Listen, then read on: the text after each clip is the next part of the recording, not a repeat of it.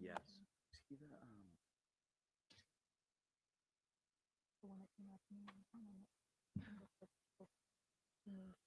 forgot about that. I remember the guy, but I forgot about the interaction with you two. And I think it's about not Right. letting you first. Right. Oh yeah, that's right. That's what it was. Okay. So then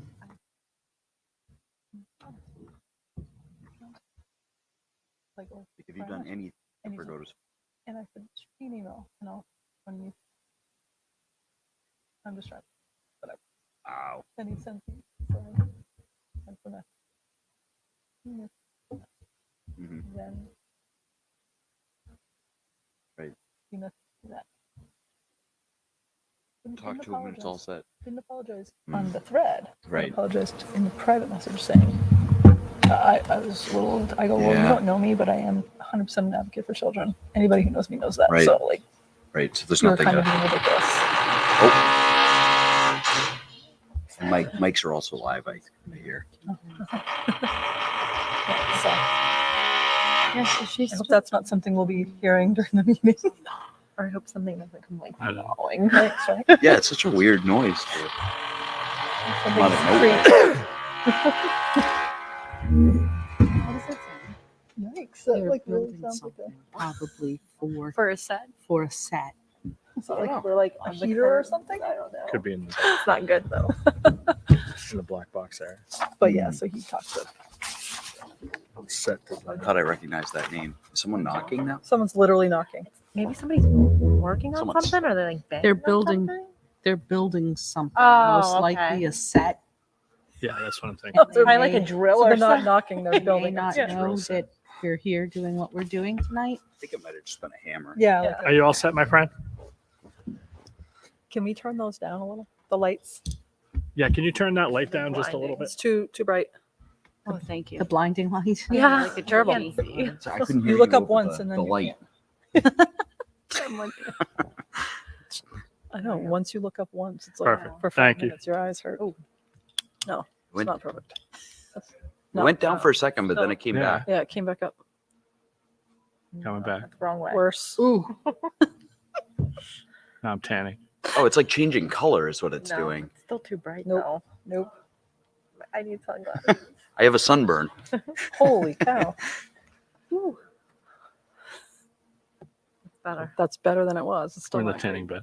That's better. Okay. great. That's as Can't good look as it's up. gonna get. Thank you. Thank you, my friend. There's like 3 people here anyway, so it's whatever. I'll call the meeting to order. Welcome, everybody. I ask if you're able to stand and join me in the Pledge of Allegiance. I pledge allegiance To the flag of the United States of America and to the republic for which it stands, one nation, under God, indivisible, with liberty and justice for all. Good evening, everybody. Does anyone have anything on public comment that's not on tonight's agenda? Seeing no one, I'll move on to discussion. Report from school committee members? Nope. Seeing no one, I know Nate's not here right now. I'll move to MEA co-presidents. Welcome.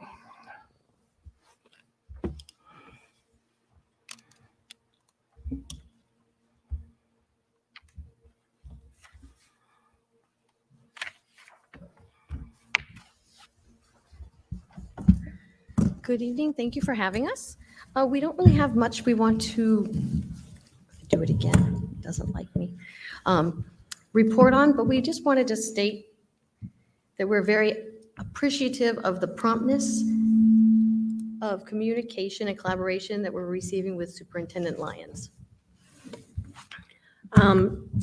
We appreciate her willingness to problem solve with us as a team and discuss any issues that come up, and they pretty much get resolved pretty quickly. So we are appreciative of that very much. Thank you. We felt that you guys needed to know that. Yep. Thank you. Great. Thanks. Thanks, ladies. Okay. Thank you. Any questions? No. Thank you very much, ladies. Thank you. With that, I'll turn it over to the superintendent's report. Okay, good evening, members of the school committee, Chairman Young. I'm going to start today with a brief report on the Reed's annual report, which you have the lengthier version in your Dropbox. What I wanted to call your attention to in this report is actually just a breakdown. I thought the community would benefit from an explanation about what the READS Collaborative does.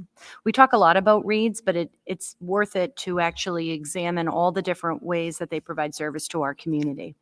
So in addition to, I'm on page 5 of the report, administrative mentoring, they do have standalone programming at the READS Academy, which includes K through 12 plus programming. The new campus is at 44 Bedford. That's the new building. Used to be the old Travelers Insurance building. They also have deaf and hard of hearing programs that are not housed at that facility. And they also have a satellite campus of READS Academy at West Bridgewater High School. I'm going to let the set construction go before I continue. They also offer assistive technology assessments and consultation, augmentative and alternative communication assessments, clinical evaluations, district services, and then I'm on page 6, also audiology consultation. These are all in the neighborhood of AAC and DHH programming, along with Teacher of the Deaf consultation. They offer summer programs, professional development, program evaluation, and in-district program consultation, which we've used here in our programs in the district. So as you can see, and the list goes on from there, it's a wide variety of services. I think sometimes people just see the clinic or they just knew about READS Academy, and so the assumption is that the collaborative is small, when in reality it's become ever expanding in more recent years. So what you'll find is an in-depth report on each of these components within your packet. I wanted to call your attention to a couple of pieces. The first is that they are in their new facility, and it's going very well. Their enrollment is up, which is a good sign. And if you go to the Appendix C, what you can see are their rates. I think a big concern was when they built this facility, what was it going to mean in real dollars? Was it going to cost everybody more money? So if you look at the daily rate, that's probably the easiest way to categorize the cost of the program. And as you can see, READS is still very close to the bottom of the rate sheet that is included in their packet. And that includes both private and public placements. But I thought that would be important to note because I know that fiscally, that's always a concern when you build a new facility. What's the cost going to be? Finally, I can offer at the recent Board of Directors meeting, I learned that there was a financial audit of the READS Collaborative, and their audit revealed no findings, which is a very strong performance by Lindsay Albernaz and her team over at READS. So with that, that was really what I wanted to talk to you about of this report. But if you have specific questions, I'd be happy to answer. Any questions about READ Collaborative? Nope. This is a sort of a usual thing that we run into, and we get the annual report from them every year. Just a comment, I guess, just to further to that point about their rates. It looks like they're the second lowest or third lowest out of all that were listed on here. And I guess I did have a question. The other institutions that are listed on there, for those that know better than I, are they all very comparable to the services that are offered by READS? Is that why they gave us all these others? Yeah, I mean, yes, these are all in the same neighborhood of style of programming. It's not an accident that you see the collaborative settings. So that's Pilgrim Area Collaborative, North River Collaborative, and READS Collaborative all at the bottom. Public collaboratives were established by public school districts to expand our programming. So there is an incentive to keep those competitive rates, which is why they consistently are lower and private institutions are higher. But even within the collaborative community, READS still trends on the lower side, even with the expansion. So I think that's noteworthy. That's great. Cool. Thank you. Other questions? All right. With that, I'll turn to my next item, which is the minimum wage increase for 2023 and a proposed substitute rate schedule, which you will find that was put in the Dropbox just today. I apologize that you didn't have more notice, but Ms. Hickey and I will talk about that together. But Ms. Hickey, I'll turn over to you to talk about the minimum wage increase. Thank you, Superintendent Lyons, and thank you for having me, school committee members. As you know, for those of you that have been with me for a while, we have this conversation every year. Our minimum wage in Massachusetts is set to increase in on January 1st. The minimum wage does not apply to the Middleborough Public Schools. And although it doesn't apply to the Middleborough Public Schools, we do adjust our rates in order to stay regionally competitive. So what you had put in what you saw in the Dropbox today was the proposed adjustment to the substitute rates. And if you have any questions about that, I'd be glad to take them. Questions about the rates? The first question I have is, Sarah, how do they fall within our neighboring communities? Because that's one of the things that is always looked at. This is fairly competitive with the neighboring communities. Thank you. What I'll also just offer, if you don't mind, was that what you'll see in this rate structure is an increase with a desire to increase interest in substituting. We know that we're having coverage issues. This is a topic that MEA and I have discussed really all fall. So what you're seeing is an effort to target and really entice greater interest. So you'll see an increase in the ESP substitute rate to bring it above the minimum wage, and then a fairly substantial increase for all four categories of the type of person that might substitute, ranging from a person without a 4-year degree all the way to certified and retired Middleborough teachers. So hopefully that was what changed on this sheet, and hopefully that increases our interest in our applicant pool to provide better coverage, and actually also take the onus off of teachers who are currently providing that coverage during their prep time, which is not ideal. Our teachers need their prep time to prepare. So any effort we can make, hopefully will yield. I'm happy to report out once this takes place, assuming you agree to it, on January 1st, and I can keep you updated on how that's working out. Other questions, Richard? Sure. Yeah, thank you for this. I looked quickly before the meeting just to find the last kind of update that we had on these salaries. And I don't actually know if this is the last one, but I did find one from 2019, 2020 for, I believe it was for this same group. When was the last time that we adjusted this? Last December. Was it Last just, December. okay, We got it. just every year. Oh, okay. All right. Got it. So, okay. Yeah. I mean, it looks like it's significantly higher than it was in 2019, 2020. Oh, right. The question I had was on kind of like metrics of success. Obviously, hires and retention is important, but do we have a way to see if we immediately start getting more applications for these things? Do we have a way to know? Sure. Yeah. Yeah, we have a system called Sub Online. Okay. So we'll know right away, we'll know from applicants, including interviews. All of the principals and their staff interview substitutes, because as wonderful as it is when people apply, you do want to make sure you have the right person, with our children on days like that. So I'll have information, I would say by the end of January, we'll be able to see. Now, I will tell you, Ms. Hickey and I both have heard, this is not just Middleborough that's facing this issue. And I will tell you, other communities that increased the rates have reported back to say, just so you know, we increased the rates and it didn't impact, which is one of the reasons I didn't push this issue in July, quite honestly. That said, I don't feel comfortable not trying. So this is an effort at least, if that's what our data is, then that's what our data is. But I don't feel comfortable not making an attempt at trying to gauge, more interest in substituting. That's great. Mr. Chair. Yes. This is sort of related, but not fully, but it's more of a budget thing, but it's just for our own minds, and especially since I'm on budget subcommittee. I think this speaks to certainly for ESPs, but also across the board. We are so low across this in the state, and this Plymouth County is actually one of the lower ESP areas where we're just not paying people within a livable wage. So I think, this is a good start, but we need to get to a place where we can get people who want to be here and who want to do the work and who can actually make a living. Yeah. So again, it's related, but not fully related to tonight, but it's just a part of the conversation that I think we just need to keep having regarding budgetary, constraints and all of that. But it's just something that I feel strongly about. I think ESPs do an incredible job. I've watched it for many years and done it for many years. And I'm think that they need to feel honored in that way. So. Agreed. Thank you. So with that, I'll turn to the next item, which is the draft superintendent's goals for this year, which you also have in the Dropbox, yes?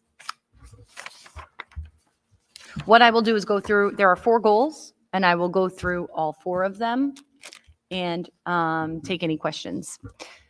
So the first goal is really targeted at looking at effective entry and direction setting.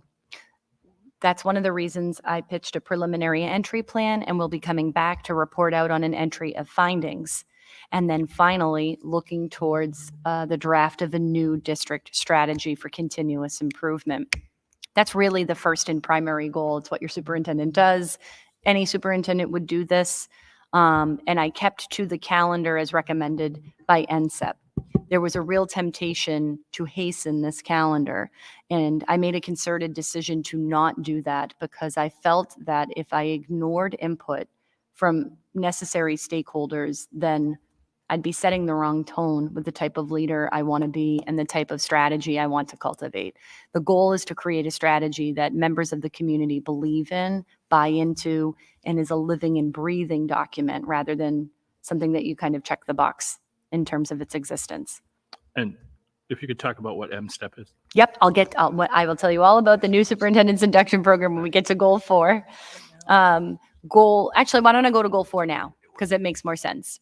So this is taken out of order, but the order really isn't relevant anyhow. Goal 4 really is my professional practice goal. It is ultimately the way I am going to learn how to be an effective superintendent. That is through my participation in the new superintendent induction program. What I can tell you is part of this is attending all of the sessions that are scheduled, completing all of the assignments that are assigned, consulting with my assigned coach at least monthly.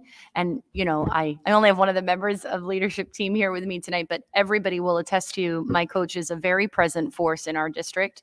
She is observing me through a multitude of experiences. She's watching me with one-on-one meetings. She's watching me on large group meetings, and I'm getting, quite honestly, constant feedback on how things are going. She's very thorough. This program also lasts for 3 years, and it really is a training program. So it's been a very enriching experience. And what I can tell you, as you know from the Friday Flashes, every time I go to sessions, it's completely timely with what's going on. So for example, the most recent sessions focused on the quality of walkthroughs with principals. So I'm in all 5 buildings and doing these walkthroughs, not because I'm actually assessing the instruction and teachers. That is for me to assess principals. So they're giving me concrete guidance on what does that look like. Okay. So that's the second goal, which is goal 4. The actual goal 2 is my student learning goal, which is looking at maintaining a focus on continuous improvement during this transition. And what this goal looks at is really how I'm going to evaluate, assess, and monitor, the leadership team here in Middleborough, and continue the work within the existing continuous plan for district improvement. So it indicates here there are some benchmarks within the first weeks of school to complete with principals, their evaluation cycle and goal setting, which has been completed by my entire team.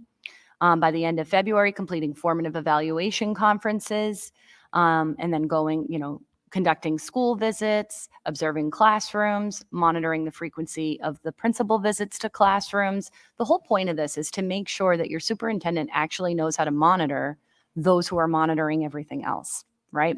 So what I can tell you is that I think the team has done a really great job in meeting my requests.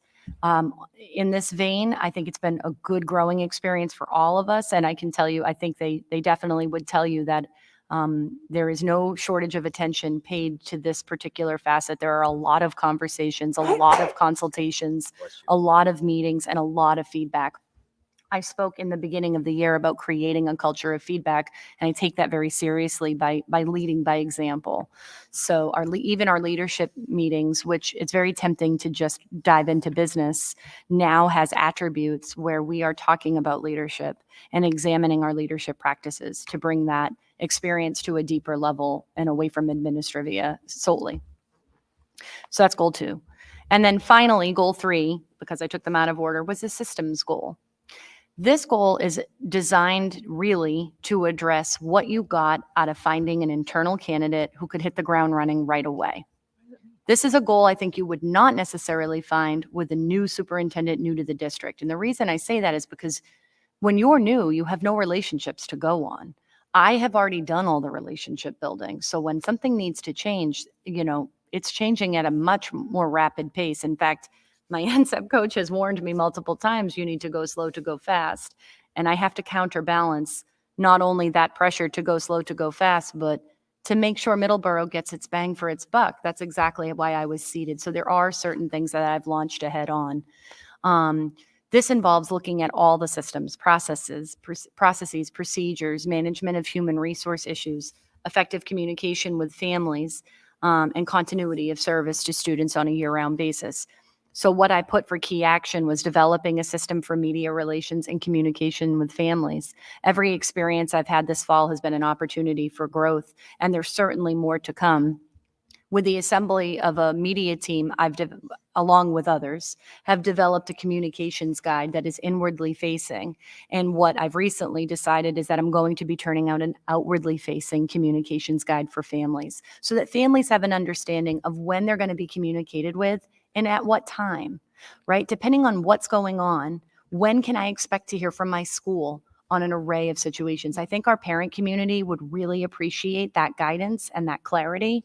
And so I'm going to be bringing that to them. Nobody has to wait for that. I have to develop it, but that's not going to take me years or even months. I'm analyzing existing processes and procedures regarding school safety and making improvements where necessary. Not only have I joined, the DIRT Executive Committee, I've been going to the regular committee meetings. We are working on, a wide variety of topics regarding reunification plans, walkthrough of facilities, and there's more to come on that, including the scheduling of training to help onboard the new chief of the fire department. In addition, hold on, I lost my place. I also wanted to create and improve systems to provide greater clarity regarding human resource issues, such as attendance and parental leave. These are areas that MEA and the membership have identified as areas that need addressing and attention. So again, because I know how things work, I don't have to wait and learn it in order to right the ship. It's a function of consulting with appropriate stakeholders, turning out a new process, and then making sure the process is as effective as I want it to be. And then finally, regular communication with families through a variety of platforms beyond school committees. So that includes newsletters, website presence, and social media. So if you don't already follow me on Twitter, please, if you're so inclined, look me up at Middleborough SUPT. Hopefully you've gotten my s'mores. I've been trying to rely on the s'more platform just to give everybody an idea. Why am I not sending a physical letter? Doesn't anybody write a letter anymore? I moved away from letters for 2 reasons. One was the instantaneous translation of s'more. I really thought it was important that I'm communicating with families in any language that they need to be communicated with. And then the second piece is that I've learned that I'm a little lengthy.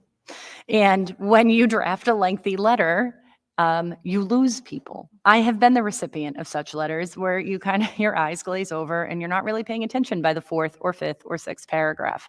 What I like about s'more is I can fit my messages into shorter paragraphs, which forces me to be more concise, use language that everybody can understand, and hopefully means that people are actually reading it. Takes a little bit less time too. Plus it pops right up on your phone. I'm saving on postage. If you're out there listening and saying, what is she talking about? I'm not getting these newsletters. Please do reach out to my central office so that I make sure I'm reaching everyone. That is the one concern I have about s'more, is that there are people who do not have this access. So that is always a lingering concern. But hopefully families have noticed an increase in communication. That's been a goal of mine, and they can expect it to continue. So that sums up the 4 goals. Let me know if you have questions or feedback, or if I can clarify any portion of them. And just to put it in perspective, a lot of these goals are first-year superintendent goals. And so Rich and I met as the evaluation subcommittee with the superintendent and sort of focused on the key actions that we thought made sense for the district and worked for the district. And so that, those key actions are really where sort of the pieces about the district come into play. But if anyone has any questions, go right ahead. Richard? Sure. More just a comment. As the chair mentioned, we were on the superintendent goals subcommittee together, and really enjoyed the opportunity to work with Mrs. Lyons on this. And I think the things that I came to Mrs. Lyons with were I'm really interested in the school safety piece, and I was really happy that she was already thinking of that. Of course, I think we should assume that by now, but also I'm really interested in getting the MyLab as many resources as it can possibly get to be really important. And the HR piece was really important for me too. And not surprisingly, those things were already involved in her goals when she sent us the draft. So I think that's a nice little piece of confidence that folks should have about our new superintendent, but also really just appreciate the focus on communication. I think the school community does too. And I think we've got, some recent examples of how important that is. And so I appreciate all the thought that went into this, and I appreciate an opportunity to be a part of it. So thank you. Thank you. Any other questions or comments? Thank you very much. Because of the superintendent's goals, Chair, we need a motion to approve the superintendent's goals for this year. So moved. Do I hear a second? Second. Discussion. Discussion from the audience. Hearing none, all those in favor say aye. Aye. Opposed? It's unanimous. Thank you very much. Thank you.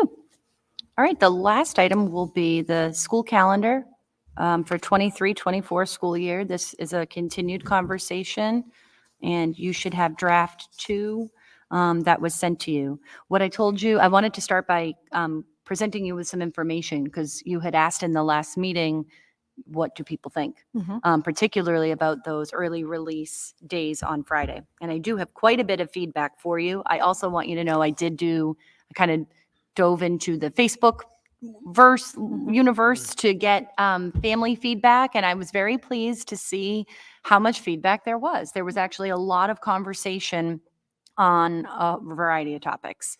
What I can tell you is I could see loud and clear that one of the first themes was concern about starting before Labor Day. So I talked with both MEA and the leadership team on this issue, because I said, talk to me about this. I understand it impacts family vacation. I understand exactly what families don't like about that. But I saw some statements about the fact that, look what happens, we start early and we end late anyway. And I think it's important for the community to understand that we have a 180-day requirement. So just because you start early doesn't guarantee that you'll get out early because of inclement weather days. Beyond that, I want to point out something else that I think MEA in particular, but also my leadership team wants families to understand. Students and the quality of their engagement on days 1, 2, and 3 of the school year look very, very different from days 177 through 80. Those days are very hard. And when you look at that, it's tempting to say, well, we'll go to the last week in June. And certainly you have the right to make that decision if you so choose. But what I can tell you is it's hot. The year is long. And I would say that you have to counter, you're either cutting into a summer vacation on one end or the other. So that's the feedback I have for you on that particular issue. One of the other themes I saw come up was about the full day PD days. And the team put their heads together, and I ran it through MEA, and MEA actually really liked what the leadership team came up with for your consideration, which includes an idea that I saw on Facebook from one of your parents. For the full day PD, we use those first 2 days as a kickoff to the year. But what the team kind of unanimously felt would be appropriate is really looking at November 1st. That Halloween, especially when it falls midweek, is extremely distracting, and not just for our littlest learners. You would think it's just elementary, you'd be wrong. But targeting the 1st as a full day professional development day was particularly attractive, along with the center of March 13th. It's a Wednesday, which breaks up, you've heard of the Ides of March. It's true in education as well. So that would allow really for some evenly spaced professional development days for your consideration, of course. I wanted to give you feedback on the new teacher orientation, which is highlighted in August at the 15th, 16th, and 17th. Dr. Markolitis got feedback from not just our participants, but also the presenters. And she would like to reduce that by 1 day. So have it on the 15th and 16th, right? She said it was the 17th she wasn't going to keep. Right. Okay. I just wanted to make sure I said that right. What ultimately the feedback, the program is wonderful. I think the feedback was that 3 days is a lot in the middle of the summer. And there is quite honestly enough content to fill 2 days better than 3 days of quality learning by this particular community. And then finally, you had asked about the early release days. And this was where I wanted to I'll kind of give you all of the information. In short, what my research has revealed is that, attendance is an issue that I'm looking at globally throughout the district. What I was able to do through the help of Katie Godine is pull some data about attendance, specifically attendance over professional development days since the 2021 school year. So that includes August, October, November, December, January, February, March, May, June for the 21-22 school year, and then what we've had so far this year, August, October, November, and we haven't yet had December. What I can tell you is that we are definitely experiencing rates of absenteeism, but there are many reasons, right? So that ranges. So what I'm talking about specifically, for example, I'm not talking about bereavement, which is kind of hard to predict. And I'm not talking about family sick time, which is also really hard to predict. What I'm talking about are times where people are using personal time, sick time, or no pay time on these days. And that rate is still around 22, 23%, which is a pretty high number. What I can tell you is there is no guarantee if you move those days that that's going to impact that number positively. If you ask me, I think attendance, which I've talked about with MEA, and MEA shares my concern as well, is something that needs to be globally addressed. But I figured I would at least share with you the information I have and offer to conduct more research as we get going. So with that in mind, what the leadership team and I talked about was ultimately you have 3 choices with these early release days. You can keep it as you've had it in the past. I will note that the Friday early release days into vacation periods is extremely popular with the parent community. So I completely respect that, and I think you have to make that decision. So you could keep it there. You could move all of the days to middle of the week, which families would probably find disruptive. And what the team talked about, particularly this week, was maybe exploring some hybrid, some mix. So for your consideration, some of the days we talked about involved October 6th, which is into a long weekend. That's a Friday into a long weekend. We already talked about November 1st, December 22nd, which is always, to be honest with you, that day before the December break is always a PD day and an early release day. And I think that probably makes good sense to not adjust that particular day. January 26th, which is a Friday, but not leading into a long weekend. February, there was a consideration. That is a day where you could examine February 14th, which is a Wednesday, or maintain it on the 16th, as it has been in the past. Because you have the full day in March, there was a decided effort by the team to talk about not disrupting April. You have so much MCAS testing during that month. It's very taxing on our children. It's very taxing on our families. It's very taxing on our educators. The belief was let April stay as it is and resume with professional development on the Friday leading into Memorial Day weekend. The last day of school in June is always early release. So that's something that we didn't think we should disrupt. So as I said, this is really for your consideration. I respectfully understand the pressures that you have to balance because it isn't just about educators. It involves families, and it's impactful anytime you're taking either an entire day or an early release because of what that means for childcare, what that means for employment at a time where we're facing a tough economy with ever increasing costs. So what I can tell you is the leadership team will support anything that you decide, but I figured I would give you all of the research that we conducted, and if I can answer any questions, let me know. Thank you, Mr. Chair. Just so everyone knows, what we decided to do, the superintendent and I met when we did the agenda. We didn't put anything in the Right. second draft. We just wanted people to have an opportunity to talk. So Teresa, go right ahead. Yeah. How many hours do the educators need for PD time per year, like contractually? I don't think the number of hours is It's a day. okay. I'm looking Not at done by MEA. hours. This is great. It's like cheating on a test. They're looking at me. They're like, mm-mm. But I feel the same way. I don't think it's set by number of hours.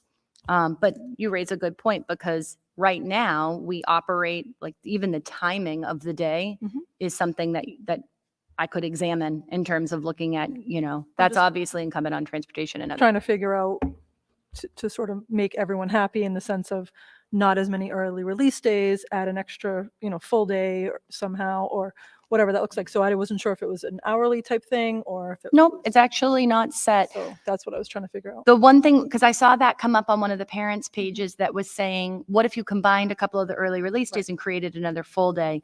The reason the creation of a full day, collapsing 2 early release into a full day is problematic is because you still have to hit that 180 days. Right. So And the the early half day. release is Yep. actually kind of a Yep. better way to get at 180.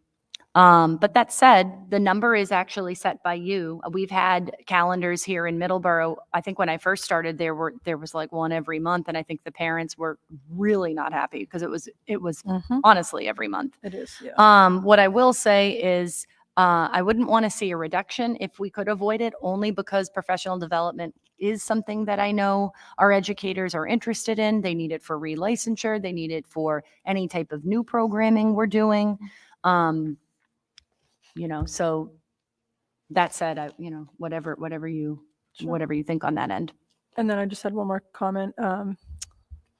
It's tough. It's a tough balance because I'm a parent too. So the before Labor Day thing is tough.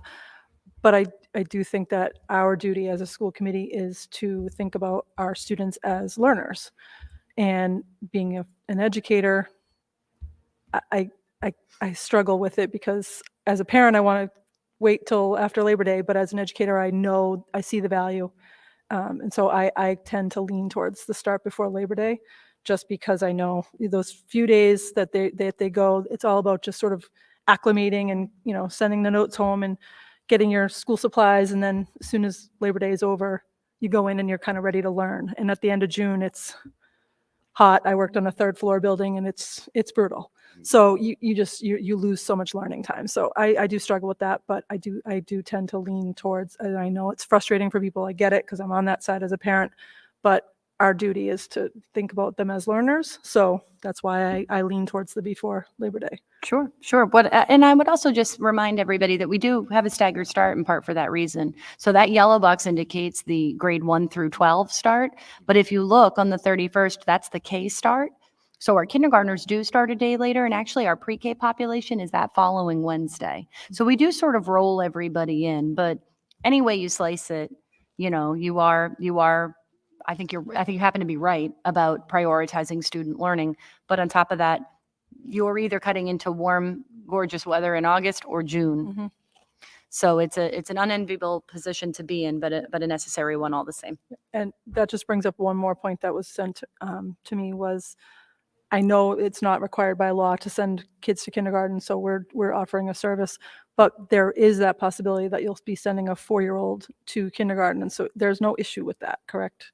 Because so August 31st, our cutoff date is September 1st.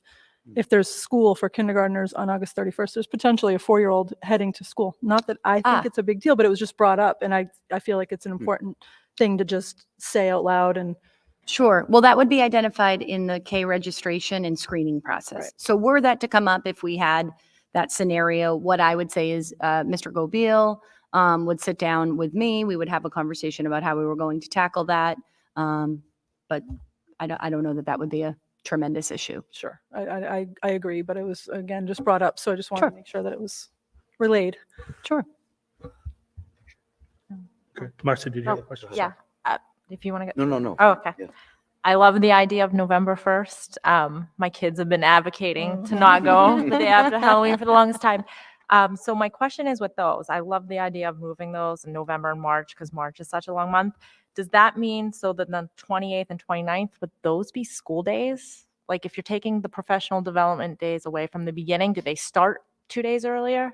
The 28th and 29th would just be staff. Okay. So they school, wouldn't the start students earlier? wouldn't start Okay. until the 30th. Okay. And that's actually how it's worked, I think, the last several years. We've had years where we had 3 days at the beginning of the year and the COVID year where we had like 10. But we do believe that 2 is that right number because there's a lot with convocation and sort of what happens. And then there's a lot of building-based work that has to occur before the year gets up and running. It also allows for communication and contact with families, review of IEPs and that sort of thing. Okay. But so the 30th would be the first day, that Wednesday, Okay. for 1 through 12, including post-grad programs. So I do want to say one thing, and I sort of throw it out to ask parents this. I had a conversation with my wife. My wife loves the idea of November 1st.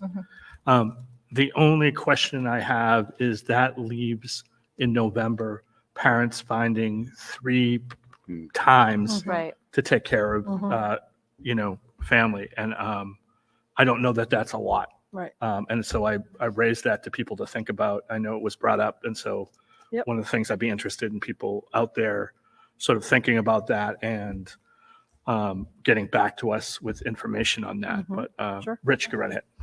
Oh yeah, I was just going to say, I'm kind of repeating what other folks have said, but really, I think it is that before or after Labor Day thing, and it's really just about buying ourselves some flexibility if we get a really bad winter. At that point, it feels like to me. So I know the number one comment, I posted the calendar just like we all did, I think, and the number one comment was don't go back prior to Labor Day, but I just don't know. I don't think global warming has advanced enough to the point where we can not worry about winters anymore. So I think it's kind of a must. It feels like to me just to buy ourselves some time in June. And hearing from you guys that have taught about the quality of education in June, it sounds like we might have to do that. So I guess this is more just a message for all those that left a comment on my thing about before Labor Day. So we'll see. You have a question. Yeah, I had a couple thoughts. The mention of the Friday, the 14th, as a potential early release day. The only thing that jumped into my head is I can't remember if the pre-K program is morning and afternoon. So if you did a half day on that, I know a lot of those groups might do something for Valentine's Day, and I wouldn't want to make it complicated for the whole afternoon. Pre-K wouldn't happen, I think, on an early release day. And just something to check with the teachers on of how disruptive that would be to the children to not have that kind of opportunity on that day. The question for November, usually Election Day is a day off because of the use in the buildings. So if it's November 1st as a day off, and then there's still Veterans Day, and then you add you do November 1st as a PD day, and then there's Election Day, and then there's Veterans Day, and then there's Thanksgiving break. It's actually 4 chunks of time off for parents to manage during November. Not against the day, I just think it's something to factor in. Right. So typically, or well, it's actually not typical. Every year is different in how voting impacts the district and whether or not the district is open. This year or this coming fall, that won't be an issue. There's no election. Okay, so that's there's why no, It's down to 3. so it's just the town election that we have to worry about for the Right. and next it's- year Town calendar. election's on a Saturday. Okay, so good. That helps a little bit. It's one of those things to think about moving forward though, because if you get people falling in love with November 1st as a day off, it's one of those things that could cause complications on the years where you do have to have Election Day also off. Well, and I agree with you in part because Halloween will also eventually fall on a Friday or a Saturday as we get further on in time. So it is one of those things where if we go to this, I do want to be careful in saying, you might decide in 4 years when it starts to hit the weekend that no longer is a need. And I think that's why the calendar is fluid. It's why it's set every year. And I think it's good that, the school committee spends multiple meetings talking about it. And so they're good about soliciting opinions from the community for that reason. But you highlight good issues for sure. And I, as a parent, prefer doing something to make sure that the schools end as early as possible in June, looking at the summer programs. So many school districts or other states now start before Labor Day, and many of them do the 1 week off in March instead of February and April, which means they're ending end of May, early June. So summer camps, sleepaway camps, those kinds of things that are taking students from multiple states are starting at the end of June. And if we go too late in June, you start having the decision of, do you take your kid out of school for the last week so that they can go do their summer camp, or do they not get to do the summer camp because they're going to miss, half of a 2-week program? So I do think that's something important to also consider, is the couple days before Labor Day versus the risk to the end of the year and the impact on those, complex plans of figuring out how to take advantage of some of those summer programs. My other question is just back, I obviously don't have any of the second draft type things, but that day off in March that was on the calendar that got sent around, is that still on the table with the full PD day in March, or is that off the table? Yes, well, so to get to 180 days, that is a placeholder. What I will tell you is sometimes September 1st, that Friday leading into Labor Day, has been a non-school day. And in the first draft of this, there was a conversation about using March.